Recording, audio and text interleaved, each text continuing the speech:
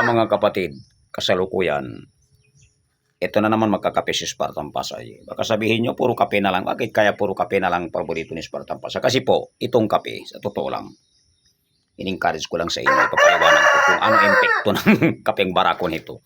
Una-una, nakikita ko kung bakit tumahaba ang mga tao dito sa probinsya. Aabot niya sila 100 years.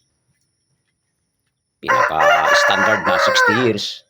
Sabi ko minsan, magtanong-tanong din tayo sa mga matatanda kung ano ba impact nitong kape barako.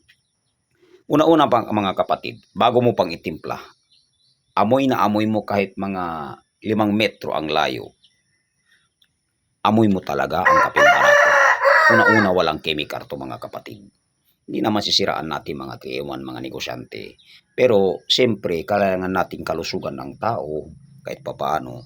Kasi po, nasa Manila ako, nagkape ako padalas yung kape ko brown. Parang naninikip ang dibdib ko mga kapatid. Tsaka minsan madalas sumakit ang ulo ko. Ito, sa totoo lang, yung may halagang 2 piso, may 10 piso, gusto mong ubusin, gusto mong kalahati. Napakasarap na ramdaman ko mga kapatid. Kahit hindi ako nakakain, minsan hindi ko nakaramdam ng maga ng katawan ko, yung pag-iisip ko medyo active. Yan ang impact ng kapeng barako.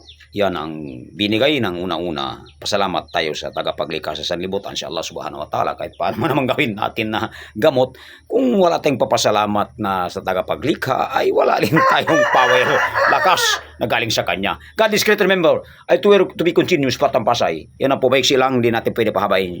The short story, to be continued.